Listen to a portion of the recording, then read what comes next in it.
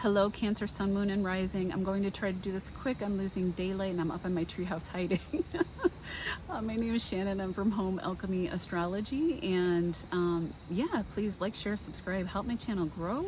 This is not my 9 to 5. I have a career, but one day I hope to become a full-time astrologer and children's fantasy book writer, which I'm working on one right now. So I've got a lot of irons in the fire, so to speak. This solar eclipse will be happening at 10 degrees of Libra, conjunct Mercury and the South Node, repeating a pattern from last October. This will be happening in your fourth house. It's a house that you naturally rule. The fourth house covers ancestral roots, patterning, motherhood, land, family property. Black Moon Lilith is also conjunct this eclipse, stirring up the pot, so to speak. She always does.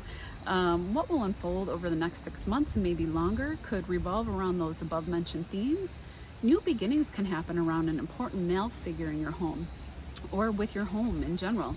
Health, career, a new home can materialize, or a piece of land or property. There can be new contracts with Mercury involved in this eclipse. And this may have been a topic that came up a year ago. There's a pattern repeating because there was a solar eclipse conjunct Mercury, and I think the South Node as well, in October of 2023.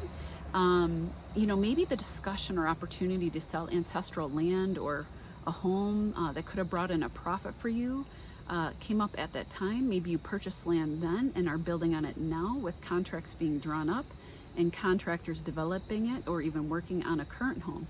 Just know that with Mars heading into retrograde shadow on October 6th, 7th, they may not complete until next spring, May or so. So, if you get agitated or frustrated, which is very possible because Mars is in your first house and squaring the sun at this time, just to know this piece of information can maybe help alleviate that square and know that to be patient and that this energy will shift. It won't be forever. This could also revolve around your children if you have any. This could be new beginnings for them, or your life partner. As Venus is the depositor of this eclipse, and Venus is traveling through your fifth house of love, romance, lucky breaks, lotto wins, and children. Maybe you win a home in a lottery. A new romantic liaison can begin due to Mars being in your first house, making you look very sexually appealing and attractive at this time. And for such an extended amount of time, with the retrograde coming up over the course of this year, and then next year going all the way and straightening out by springtime. Mars is in your first house, trining Venus over in the fifth, so it will definitely be a passionate relationship to boot, or a reinvigoration of an existing union. You could be initiating a big creative project or a business from home. Maybe something with design is Libra rules, like interior design, for example, and Venus is coming from that house of creativity, sprinkling good luck and money over you. Last, you could be renovating and trying to beautify your home at this time as well, and increasing the value of it is also a possibility. I mentioned the square from Mars. Okay.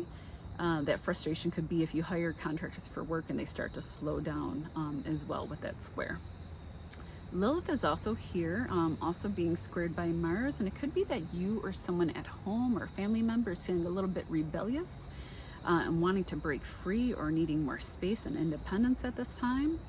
And it would be wise to give them a little bit of space, if you can.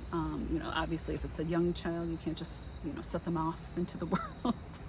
Go shoo, you can't do that. If it is a partner and something taboo comes to light, you may sever ties with that person now. Let's say you find out that they had like a drinking problem and they act in an upsetting way when they drink. And I say this because there is a fixed star involved with this eclipse in the Virgo constellation. It's called the Vindi Matrix, and it is with this eclipse along with Lilith and the sun, so could be revealing that unsavory aspect there, and possibly a male figure, because a male figure or male energy can be represented by the sun. In ancient times, Vindi Matrix could be associated with the death of a spouse. Of course, it doesn't have to be that serious, or self-undoing mischief or disgrace for a male. Also, this star, sorry, is known as the grape harvester and can be tied to the wine gods, Bacchus and Dionysus. Oh God, I can't talk today. It's been a long day. We're gonna leave it at that. It doesn't have to be that serious. It could just be you realizing a need to cut back on wine or alcohol, for example, realizing the negative effects it has on you. You could be celebrating, just don't celebrate something too much. I don't think it will really be that bad for you because the depositor of this eclipse and all these planets over here is Venus, and she's trining over to you from that 5th house. It could just be you needing freedom from mundane home affairs and you want to break free from a rut that you have been stuck in. Old family or even ancestral issues can come up to light, come up to the surface, maybe ones that you didn't know about, but to be healed and released. Something that you can do that could be fun, you know, if you're struggling with your children or a partner, is schedule like a fun day, you know, a fun day or a weekend away, something you wouldn't normally do, that's like liberating somehow, you know, with your children or your lover, to burn off some of this like Martian energy. You know, maybe like zip lining, for example, you know, but definitely plan like a fun outing or like a haunted house, like adventure, something that, you know, is scary but brings fun and excitement, you know, in a safe and fun way. Then this could be for children, for your lover, for you. Okay, yeah, there is yet another trine happening at this time. This takes place with the outer planets, Pluto, Neptune, and Uranus. They're finishing up a stay and a story. In your 7th house of close personal relationships, business relationships, marriage partners, also can represent the public. In your 9th house of foreign shores, the 9th house represents foreign language, publishing, the higher mind, gurus, doctors, lawyers, big contracts, and your 11th house. So we have the 7th, the 9th, and the 11th house involved. The 11th house is large groups of people, the internet, humanitarian groups, celebrities, social justice movements, lottery wins. Because they're all flowing to each other and finishing up a story, this could be a happy, smooth transition and transformation with a spouse, because we have 7th house there, or a close partnership, a serious partner, business partner, leading you to a happier time. That 9th house is a happier, higher minded house, wisdom filled house with lucky breaks, changes in your belief systems. Or, you know, if it's an amicable split that comes up now, you could just be, there could just be a different version of yourselves in a relationship after a period of like power struggles. Very likely power struggles. You know, you could now be or have a different title as Neptune shifts to your Aries 10th house, representing a different way that you present to the world or what you do for a living. And then your Uranus 11th house is involved with friendship groups. Could have found you in a new friendship group or letting go of a group, but in an easy way now, as Uranus gets ready to head to your 12th house of rest and seclusion, foreign shores, foreign money, hospitals, prisons, ashrams, charity work, that all falls in the 12th house, music, creative projects.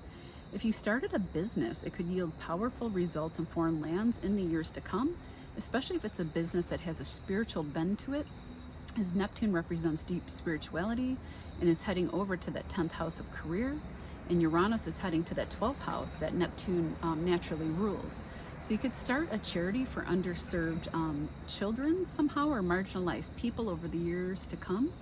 And maybe like pooling resources with other people or coming up with ideas to pool resources. As Pluto is heading into his domain, the 8th house, he's leaving that 7th house of partnership and he's going into the 8th, which I think he might be a little bit happier there. He rules that house even though it's in Aquarius. The 8th house represents like shared resources, transformation, inheritance. Inheritance doesn't have to mean a death. It can come to you while somebody is still alive.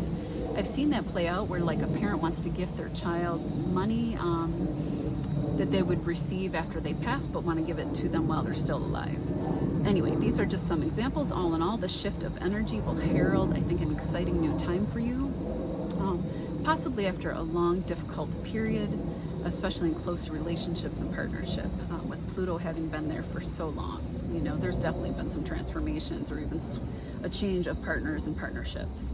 And if you do have a new partner, you could be heading with Pluto into that 8th house, merging resources, and it could be a rather passionate relationship. The Aries full moon on October 17th happens at 24 degrees in your 10th house of career, father figures, your title, which you're known for. Government, politics fall here as well. There could be a culmination of a career matter for you, maybe receiving positive recognition. Since the ruler of this moon, you always represent moon as well, Cancer. And the ruler of this moon is in your first house. It's Mars. Mars rules Aries. You could be the one severing ties, as Mars cuts and severs with a career that no longer suits you now. Chiron is conjunct this full moon, and Jupiter will be in Gemini from your 12th house, sextiling it.